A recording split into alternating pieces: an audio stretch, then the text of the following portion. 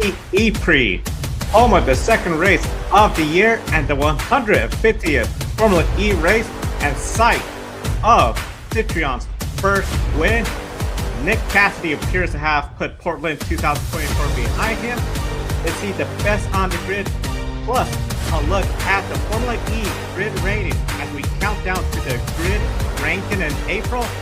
This is Grid Live Wrap-Up.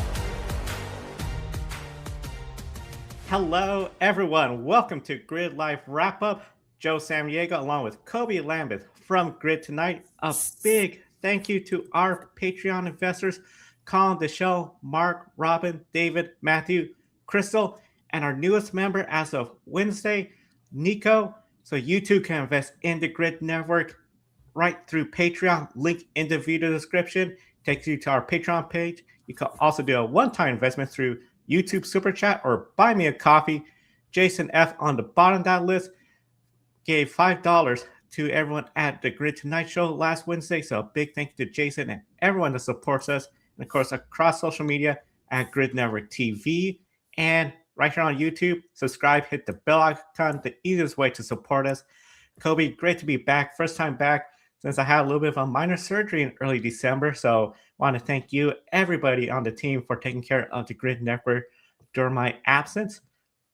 With that said, we saw a race, Kobe, yesterday where Formula E, their 2026 season, is underway. Of course, that started back in December. And this race, I felt it lived up to a little bit of what we saw in the first race in Sao Paulo, where we had one safety car period. That safety car period, of course, came out a little bit before the halfway point. Nick DeVries having some issues. Then the race became chaotic after the safety car pulled into the pits. What we saw was a lot of shuffling. We saw a lot of physical contact between the cars as the drivers were getting more aggressive. And one of the drivers that shuffled their way from mid-pack to the front and then let go, Nick Cassidy, he went on to take the win at Mexico City. He didn't make it into the duels for qualifying. So for folks not familiar, you got Group A, Group B. The top few go into a bracket style, elimination style for the pole. He did not make there. At one point, we saw him as low as 13th place with Oliver Rowland right behind just before we got towards that safety car period. What we know now with Nick Cassidy getting this win, he might be bald at the next race, Kobe, because after the race, he talked about saying that had he win in Mexico, he would shave his head. And now he's won in Mexico. He might have to shave his head because here's the big key. The last three race winners of the Mexico City E-Prix have gone on to win the ABB Formula E World Championship that season. And when you look at Nick Cassidy, the last five races, 4 wins, 1 podium. All podiums. That one podium was a third place finish. This is his best streak he's had of podium finishes prior to another streak of 5 podiums, but that only included 1 win, second and third places mainly. And this all occurred before Portland 2024, where we were there. Nicole Fry was there with us. We all remember it looked like he was en route to get a championship. Spins late, leading the race. Championship slips away, and then he just struggled in 2025 to the point where he left Jaguar. Jaguar looked like they had nothing, but it seemed after he announced he was leaving, we got the Nick Cassidy gold. He's winning. He's on the podium. He leads the points now, Kobe. Is he the driver? Nick Cassidy, the one driver where we feel this is the best he's ever looked at claiming his first championship. Well, what a masterclass performance that was yesterday by Nick Cassidy. And ever since he won race 2 last year in Shanghai, it seemed like he got back to the Nick Cassidy of old that we all know and love. You mentioned Joe Portland, when he was leading, at the very end there, and then end up, going off course last corner at Portland. It seemed like he went in a year-long slump, and it was really crazy, seeing Nick Cassidy, fall off quite a bit. in form. Although last year he did end up finish second in the championship, despite some of the struggles he saw early on during the season. And the reason why Nick Cassidy was able to finish second in the championship last year is due to him, coming on strong at the very end after Portland and not last season, but the season before that. It was quite a struggle for Nick Cassidy, and then for some reason, when he got that race victory in Shanghai, he completely turned it on. And from Shanghai last year, and then you had I believe the race after that was the Jakarta E Prix, and then you had Berlin. So race one, he ended up getting 2 points finishes at those races, and then he ended the year on a 3-race win streak. Got the victory in race 2 at Berlin, and then swept the London E Prix season finale, and then he started off this year. This new season, with like podium in Sao Paulo, and then obviously got the race victory in Mexico. And Nick Cassidy is looking extremely strong right now. If I'm the competition in Formula E right now, I know we're just 2 races in, but I honestly start to worry. That if Nick Cassidy looks this good throughout the year, he's going to be extremely difficult to beat. And I got to be honest, Joe, when he announced he was leaving Jaguar, I was really surprised because it seemed like, after all the issues they had at the first half of last season, if that had continued throughout the year, I would have understood him, leaving Jaguar. But the fact that they finished so strong, it looked like the class of the field.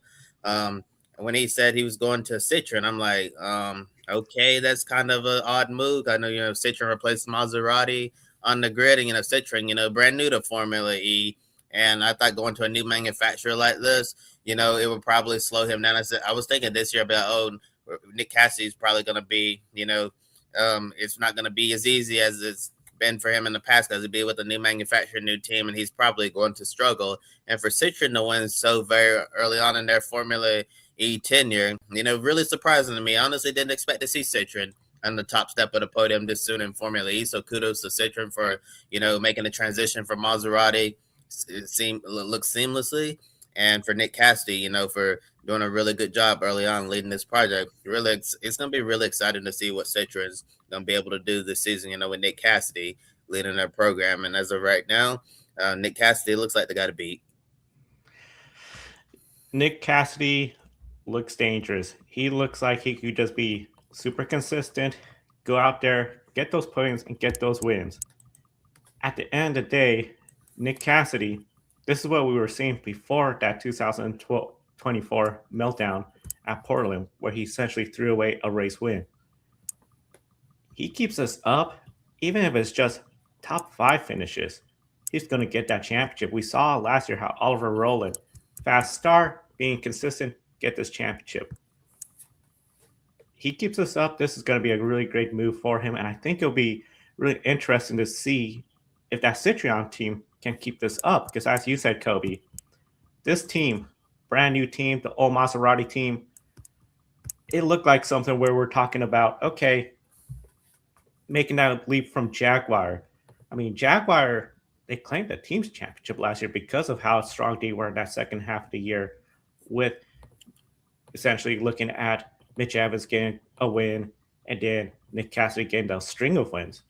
When you have a series where consistency is not exactly the strength of anybody, you pull off 4 or 5 wins, all of a sudden you're up there. So if Cassidy could add that measure of consistency with the strong performances, he's going to be hard to beat. The next track, Miami, that's going to be new for all the Formula E teams. We'll see how he can handle that, how the teams will handle that as well. But at the end of the day, I feel Nick Cassidy is looking really good and a good contender for that championship. Of course, all the drivers, Kobe, are chasing that championship, the ABB Formula E World Championship. The standings right now, only 4-point difference between Nick Cassidy and last race winner Jake Dennis, who just missed on the podium. He started at last lap, 3rd place, but then Tyler Bernard got around him, fell to 4th. So only 4 points in between, but then when you look at the rest of the top 5, it is still quite close between all of them. Oliver Rowland, the defending series champion, 6 points away.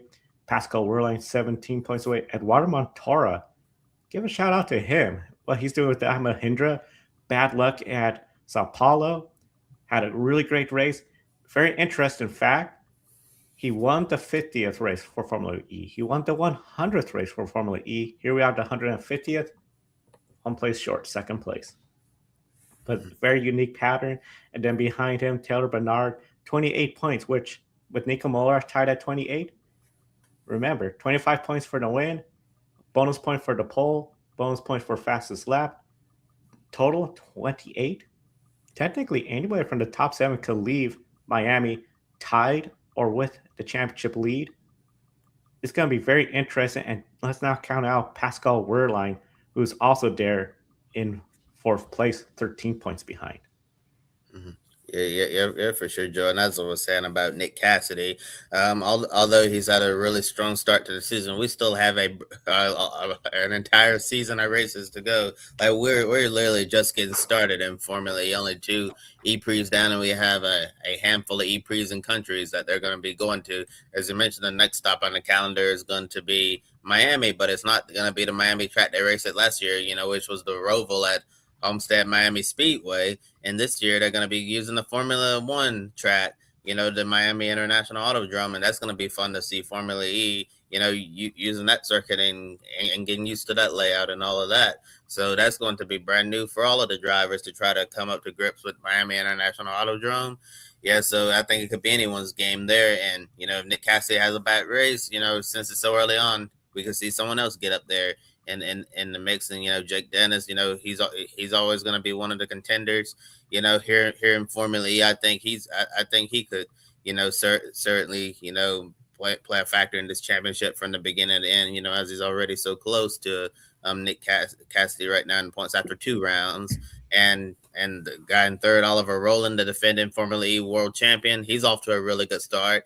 And I think with Oliver Rowland, since he had such a great year last year, he needs to prove this year that last season was not a fluke at all, because traditionally we have not seen Oliver Rowland, up there contending for wins on a weekly basis and battling for the championship. So I think for Oliver Rowland to have 2 races and 2 podiums in Brazil and Mexico, awesome start to his season. And if him and Nissan can keep the good times rolling, he can go out there and prove, that he can be that guy more consistently in this championship. And Pascal Wehrlein, who's, 4th in the points.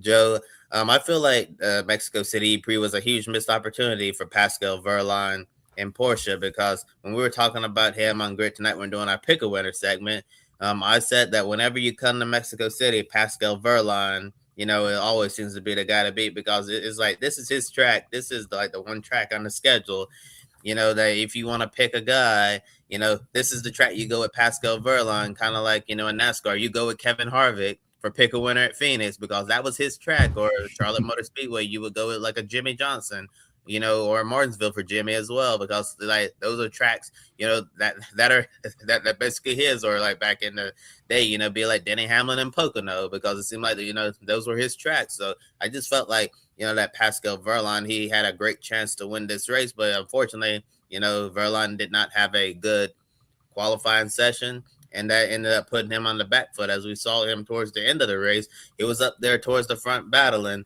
and it just made me wonder if Pascal Wehrlein had capitalized on qualifying, started on the front row or whatever. I wonder if he would have been in contention for the race victory. So I feel like that it was a huge missed opportunity for Pascal to try to get the job down in Mexico City. I felt like he left some points out there on the board. And also wanted to bring up, his new teammate at Porsche, Nico Muller, who's replaced Antonio Felix da Costa in that lineup, who's, gone on the Jaguar. And we'll talk about Jaguar a little bit later on in the show. And, Nico Muller has 2 points finishes to start off the year, as a Porsche factory driver here. He got 5th place in Brazil and then ended up finishing 9th in yesterday's Mexico City E-Prix. And with Muller, I feel like he has a lot to prove. I feel like Muller could potentially be this year's Oliver Rowland, not in the sense of, like competing for the championship or anything like that, but just a guy who has to go out there with something to prove. Because I think when they announced Nico Muller was going to be, the teammate of Pascal Wehrlein and the Porsche, factory Formula E team, I think it's left some people scratching their heads, because, Nico Muller has never, well, in my opinion, he hasn't come off, as a guy who can, like go out there, compete for wins on a weekly basis, contend for a championship. And we thought the exact same thing about Oliver Rowland. because he had never stood out before until last season, and I feel like that this is a prime opportunity for Nico Muller to go out there and prove what he's made of. And although he didn't get the finish he wanted yesterday in Mexico City, he was right there up the front with his teammate Pascal Wehrlein during stages of the race. He just didn't get the finish, that he deserved from the day. I feel like Nico Muller, although he got finished ninth, he should have finished, a few spots higher, because he faded towards the end, due to like circumstance on the track and whatever. But I feel like looking at Nico Muller, he's someone I'm gonna watch to see if he can be this year's Oliver Rowland, in terms of showing that he's worth a lot more than what people think. Nico Muller could be the surprise. I mean, been around Formula E for quite some time, just needs that opportunity. And we saw Porsche 1-2 early on, especially when Pascal Wehrlein took that attack mode, going from 8th all the way up to the lead. A lot of potential, and I'm very excited with this group of drivers already out at the front, because, of course, Jake Dennis, Oliver Rowland, Pascal Wehrlein all have championships in Formula E. Nick Cassidy, been so close, still searching for it. This is his great opportunity. Eduardo Martora, if that Mahindra really does have the pace where he could be a podium contender, in the past, he's been a championship contender when it was the team that used to be Maserati, but has left. I believe it was Venturi Racing prior to Maserati. So he could get the job done. Taylor Bernard, I'd like to hear your thoughts on this, Kobe, because he's the youngest pole sitter, I want to say. I think the youngest driver to lead a lap podium. He just needs, if he wins, he could still be the youngest driver to get a Formula E race. He's brand new to the team. He actually made that switch to DS Penske, which also has a different powertrain. Only driver to have such a change this year. But so far, I mean, we look at what he's done with a 13th place finish in that first race, 4th place, and was up there battling for the lead. Almost got the pole, but track limits. Can he hang up there with these veterans? I certainly think Taylor Barnard is a star in the making in Formula E. I feel like once he breaks through and get that first win, that he's definitely gonna be up there, with the Nick Cassidys, the Jake Dennises, and the Oliver Rowlands of the world. Been very impressed with what Taylor Barnard has been able to do, and I remember him, coming up on the road to Formula One. I remember he raced in Formula Two, did not find as much success, as you would hope, but he saw something in Formula E, and that's exactly why McLaren snatched him up to go over to Formula E. And I thought he performed extremely well as a McLaren driver. And, McLaren exited the series and ended up, finding a new home in Formula E. And I'm really high on Taylor Barnard. I think he could certainly, end up becoming one of the star drivers of the series in the years to come, if he wants to continue down the Formula E path. But he really seems committed to this, at a young age, and he's fit. He's really done a nice job, adapting to the car, and figuring out how to operate in this series. I certainly think, as the year goes on, given the strong package like his team has put together for this year, I think he'll certainly, be up there in the mix. I would be surprised if he finished outside of the top 10 in points, given the type of talent that he has. If he can, consistently, get these points finishes throughout the year, I don't see any reason why he can't finish in the top 10 or even the top 5. I think it's too soon to say, that Taylor Barnard could potentially be, a title contender or anything like that. But I think he's a young driver who has enormous potential in this series. So looking forward to see what he can do throughout the year. The potential he has in the series, such a young driver. I mean, really wowed a lot of people when he joined the McLaren Formula E team. Of course, they left, landed right with DS Penske. I just think it's a matter of time. He has a good teammate still with Maximilian Gunther, which, of course, issues. We'll get into that in a little bit for him. So, overall, that DS Penske team, 2 great drivers, a lot of potential there. We're only 2 races in out of 17. Still very early, but looks like you're going to have some tough competition for this championship. And what's really unique is, so far, every team has scored points with at least one driver, except one team which still has 0 points. And this was surprising to me. That team with no points at all, It is the Jaguar team. Both drivers at 0 points. Both of them have yet to finish in the points. What's interesting, both of them have 11th place finish, but both of them have a DNF. So when you look at Sao Paulo, Tony Felix Acosta, 11th place finish, Mitch Evans DNF. Mexico City, Mitch Evans, he got towards the front, but got shuffled out towards the outside of top 10 after the safety car period. Everybody was getting really aggressive.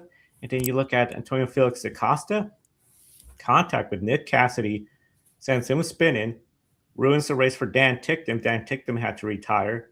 He's one of the few drivers with 0 points. And then Gunther got a lot of damage, but was able to keep racing throughout the day.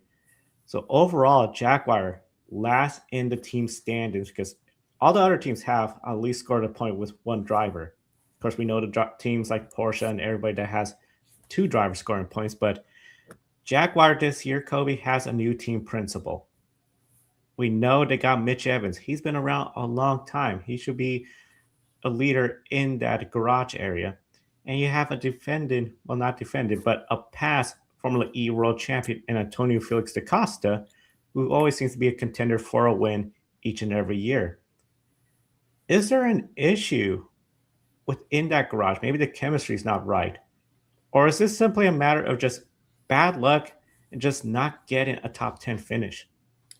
Oh well, for Jaguar's sake, I hope it's just bad luck and not getting not getting the points finish to start off the year. I think it's too soon to tell whether or not this is going to be a good or a bad season for Jaguar. But you can't deny that it has been a bad start for them, and it's been really crazy because this Jaguar team, they were one of the best teams, in this Formula E championship, and then they go through a lot of changes within the team.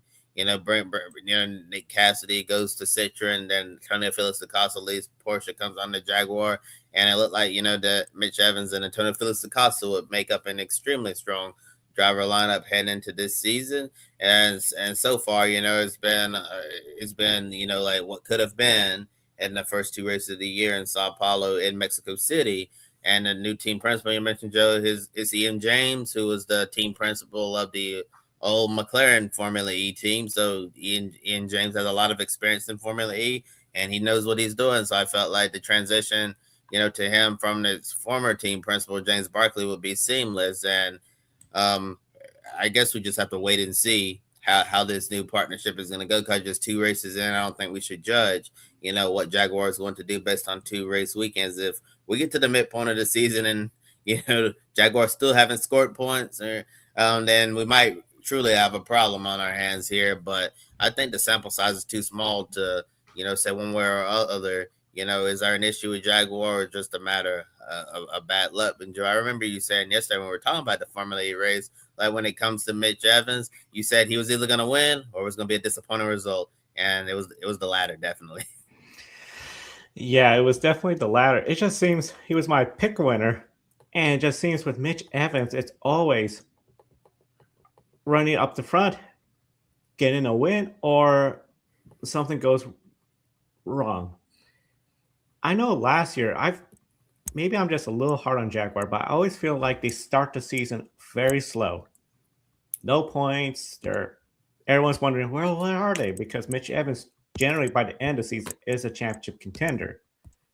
Last year they broke that streak of slow starts when they won the very first race, but then the rest of the season was just nothing to show for Mitch Evans, Nick Cassidy. Really seemed like that team just lost its direction, but it just seemed all of a sudden, ironically, after it was announced Cassidy was leaving, there was going to be a new team principal, that team just came alive. Maybe the pressure went away. Right now, we're very early in the season. I'm hoping there's not a sense of pressure like we have to come out and perform. They should be at the point of, okay, we're two races in a long 17 race season. Let's figure out where we need to improve and just get better and better. You got the driver, you got the talent in the driver's seat to get the job done. It's just a matter of executing afterwards. So I think it is, like you said, just a little too early. They shouldn't be putting pressure on themselves to go out there and get those wins. But of course, 10 positions, the top 10, finishing the top 10 is so hard in Formula E. The consistency, as we talked about, is always a challenge. I just think this is just a matter of time before we're going to see Jaguar get everything together and then find themselves up towards the front and getting wins and podiums. One driver last year that got a surprise win was Dan Ticktum. This year, he started off fast, but just does not have the results. Taken out in that crash with Antonio Felix da Costa. 2 DNFs this year, despite strong qualifying efforts. Sao Paulo, wrong place, wrong time with Nick DeVries, messed up that first corner, made contact, punctured tire, race was over. But when you look at what his teammate has done, because while Dan Ticktum is having this bad luck of just not getting anything when it comes to racing luck, Pepe Marti from 20th on the grid to 6th. That's a big surprise for this Cupra team, which years ago we've said this is the back marker team. We've wondered why Dan Ticktum with this team. He's stuck around with this team for quite a lot of times when they've been in the back, when it seems like they have a teammate that just does not also seem to get luck. If they were lucky, maybe they'll score single digit points in the top 10. But now, Kobe, it just seems like this team, Dan Ticktum is putting it towards the front each and every week on qualifying. He just doesn't have the racing luck. You got a rookie in Formula E who now has a points finish, a 6th place finish. Overall, is this a sign for both Marti and Ticktum that if they could bring the car home in one piece, they have potential?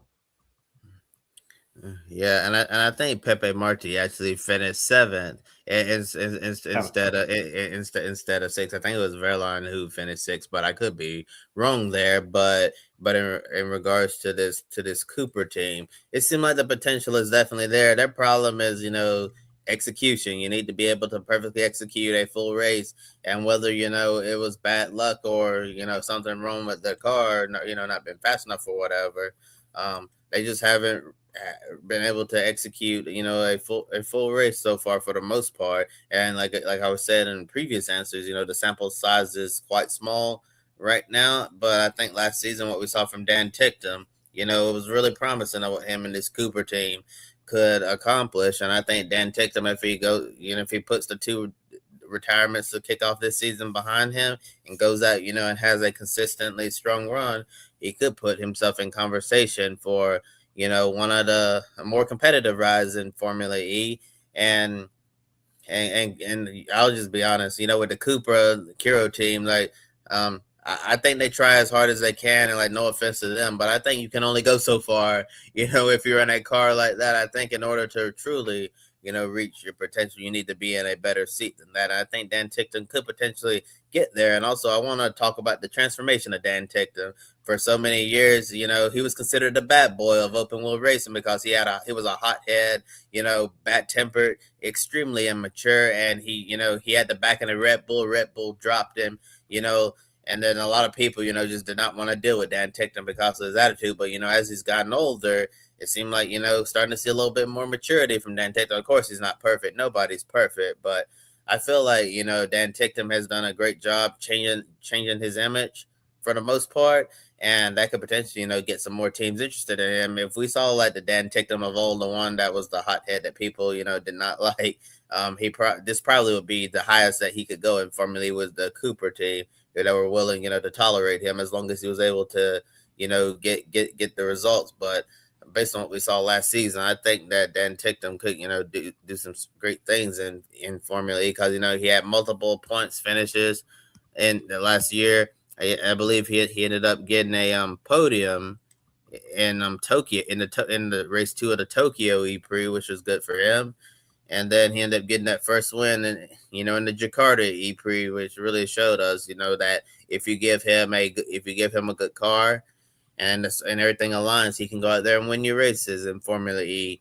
And I think he can certainly do that if the team's able to give him a good car, later on in the season. I know, it had some bad luck to start off the year, and good thing it's early. You can get those 2 mulligans out of the way and go out there and, just show them what you're made of. And Pepe Marti, I think he has a lot of potential to do well in Formula E as well. I know the first race in Sao Paulo did not go well for him because he literally went over the back of another car, got airborne, and then flipped over upside down. Scary moment for him. Happy he was able to walk away and ended up bouncing back. Right there you see on the screen, a 7th place finish. First time he's finishing the points in Formula E. And, if you know the name Pepe Marti, you remember him from being on the road to F1. He was in Formula 3, then he was in Formula 2, as a part of the Red Bull family, I believe. But, unfortunately, Pepe saw that, that his dream of reaching Formula 1 was more than likely not going to happen, because when we were doing the silly season last year, when Pepe was still F2 during the early parts of the season, his name never come up in any of the silly season talks, and it just really seemed like it would have been an uphill battle for him to try to make it into Formula 1. So he decided to do one of the next best things, which is go to Formula E, and it looks like he's adapting very well to the Formula E car, and I think he could certainly surprise some people throughout the year. Yes, I think it's an interesting rookie class in Formula E this year. You got Pepe Marti, who has a lot of potential on the road to F1, and another road to F1's star who unfortunately doesn't look like he's gonna be an F1 driver at any point in the future is Felipe Drukovic. Felipe Drukovic, a lot of people anticipating quite a lot from him this year. Just hasn't seemed to be exactly working out, but we're only 2 races in, and Formula E is such a different animal compared to any other open wheel racing, where when you're talking Formula 2, Formula 3, Super Formulas, even United States Indy Next, you do not exactly have physical contact. The field gets spread out a little bit. You got more open circuits, where here Formula E, it is generally known for being very physical, chaotic racing. And the end of Mexico City, we definitely saw that, Kobe, where we saw the drivers, as they were getting more aggressive, they weren't afraid to sort of push another driver closer and closer to that wall. I kept thinking we're going to get a big crash if this keeps up. We didn't, but we still saw plenty of contact throughout the end of the race. Jake Dennis sustained some front wing damage when he tried to make a late move on Eduardo Martara. We even saw sometimes entering into the stadium 3, even 4 wide, and drivers having to try to see who's going to back out. Again, no major incidents, but the drivers, they were pushing each other very hard. And this is sort of what you anticipate from a Formula E street race. Mexico City, this is a purpose-built racetrack which has hosted Formula 1, in the past, kart, NASCAR, lots of motorsports events, and Formula E has been coming here quite a bit. They did reconfigure the track because one of the big things, the first corner, slightly sharper compared to before, much more narrow. We saw at the start of the race, the Polestar Sebastian Buemi get going, but then just overcooked that corner, fell to last, came up because of attack mode, but then a punctured tire, bad luck, they essentially ruined. Attack mode again, super powerful, just like the last race weekend, where you get 4-wheel drive. So you have not only more power, you got more drive coming out those corners. And we saw it where sometimes I feel like maybe it's a little too powerful, where you could just go from 8th to 1st, the back of the pack, mid pack. Towards the end, when everyone was using up all their energy, it got a little harder and harder compared to the beginning race, where everyone was more conserving energy. But here we are, 2 races into the 2026 year.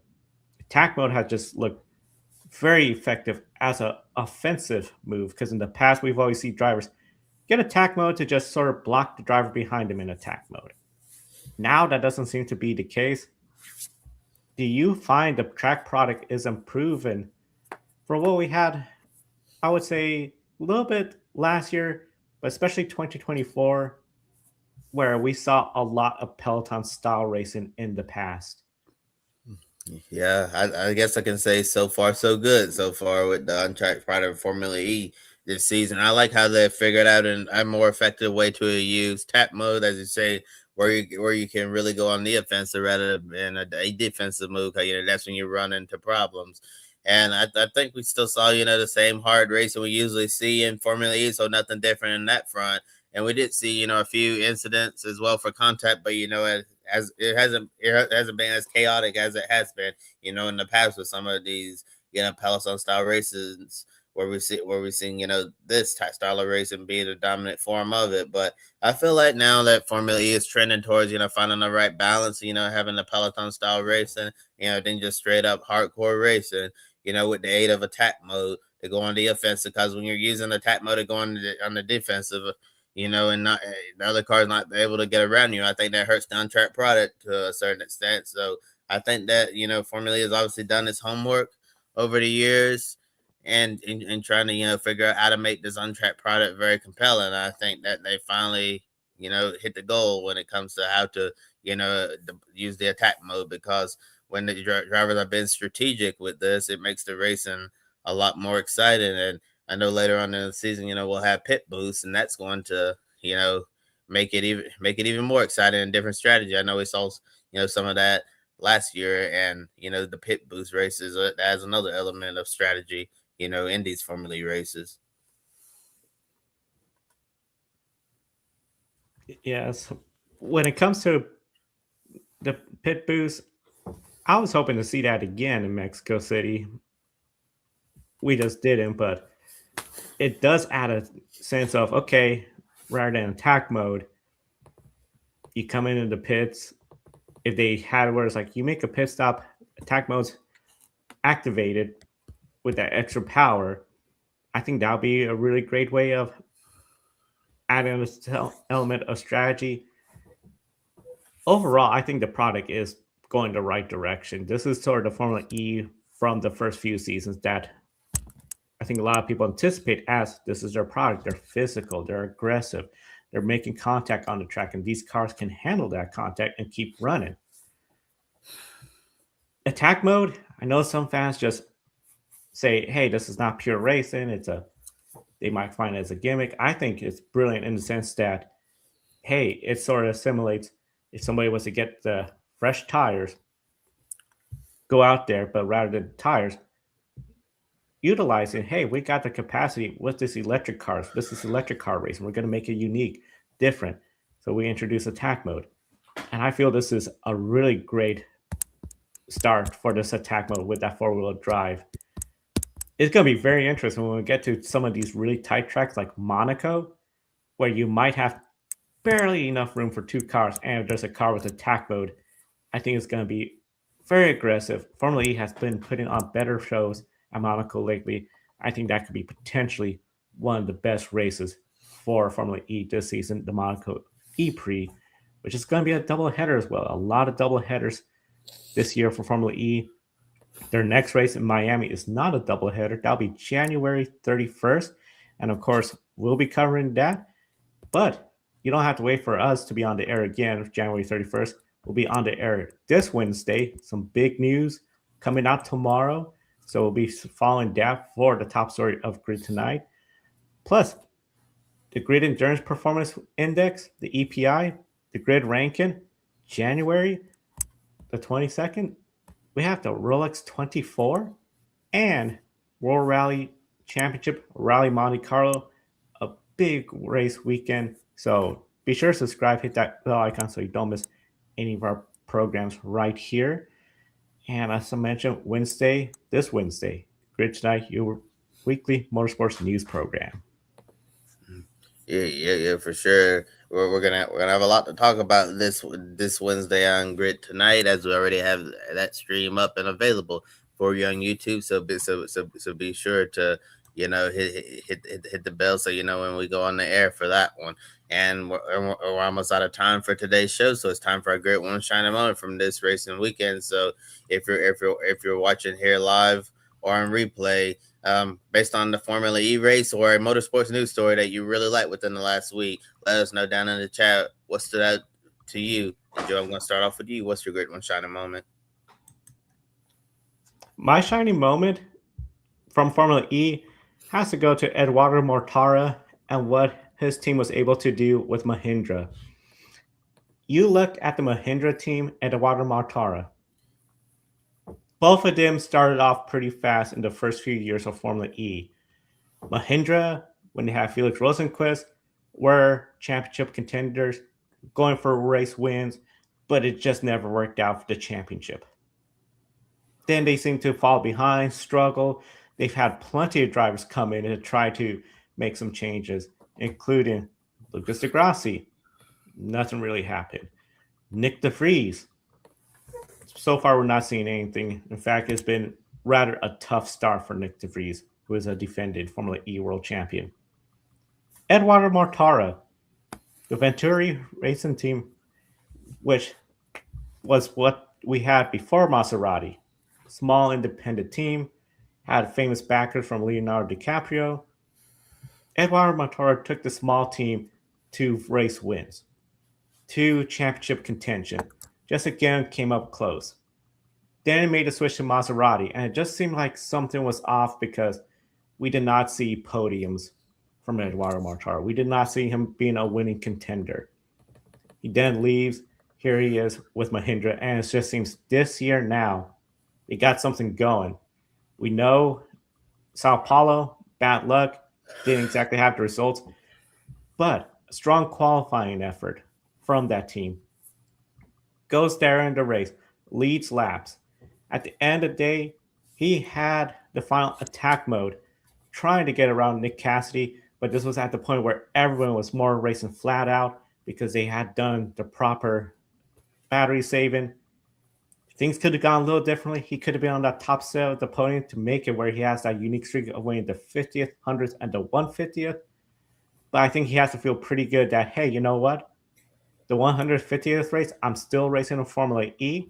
We got a second place for the Mahindra team. Considering one car DNF, we got a second place. If we could build this up, maybe we could be back in winning form again throughout 2026. So Eduardo Mortara and that Mahindra team, they are my one shiny moment. Yeah, and in regards to Eduardo Mortar, his success with smaller teams and lack of success with bigger teams, So it seemed like some drivers just thrive better, in an environment with less pressure, with a smaller team. So, you can overachieve with them versus, driving for a top team and, all being expected to win week in and week out. So I guess maybe that was the case with Eduardo Mortar, but my shining moment, talked a lot about him at the beginning of the show. Got to give my shining moment to Citroën for what they were able to do in Mexico City Prix. This was their second ever race in Formula E for the French manufacturer, and for Citroën to go out there and do what they did and get the win. That's absolutely huge for them, and the head manufacturer, Stellantis, and which is currently leading the manufacturers championship over Porsche, Nissan, Mahindra, Jaguar, and Lola Yamaha right now, and it just shows that maybe Citroën could have a strong package throughout the year. And I know Nick Cassidy has teammate Jean-Eric Vergne, who ended up retiring in Sao Paulo and then had an 8th place finish in Mexico City. While Jean-Eric Vergne still has some work to do later on in the season, you have to be really happy for Citroën what the start Nick Cassidy has had, and maybe they can be the ones to go out there, and contend with the likes, of Porsche and Andretti Global and Nissan for this year's Formula E World Championship. And I think that this was the first of many wins for Citroën in Formula E, and it looks like Nick Cassidy's decision to leave Jaguar for Citroën, it's paying off early on, and it might turn out to be the right decision, especially if, Mitch Evans and Antonio Felix Acosta, if they continue to struggle throughout the rest of the season. It'll be interesting to see how the rest of the Formula E season is going to play out. And of course, follow us, subscribe, hit that bell icon so you don't miss any of the Grid Network programs, including this week, where the big news tomorrow. We'll be recapping it on Monday. And a big thank you to our Patreon investors, Colin Deschelle, Mark, Robin, David, Matthew, Crystal, and Nico, for investing into Grid Network. Link in the video description to our Patreon website. There you just sign up. You get all the reports, everything. So we encourage everyone, invest in the Grid Network. We got a great team. We want to send them to the tracks this year. And you can also do YouTube Super Chat. If you're not watching us live, there's a super thanks. We'll thank you the next time we go on the air, and buy me a coffee. The link in the video description. And social media, Grid Network TV. We're on Blue Sky, Facebook, Instagram, TikTok, YouTube, and X, providing a lot of updates throughout the week, including Pick a Winner. Shout out to Jason from Wednesday Grid Tonight, predicted Nick Cassidy. He is now on the leaderboard, tied for the lead with Alex from X. So still very early. Of course, we're going to have a lot of points available in Pick a Winner this year, so don't miss out on that across social media at Pick a Winner, and of course at Grid Rankin and Grid Endurance. For Kobe, I'm Joe. Thank you for watching today's program. We'll see you on Wednesday for Grid Tonight, and have a wonderful day.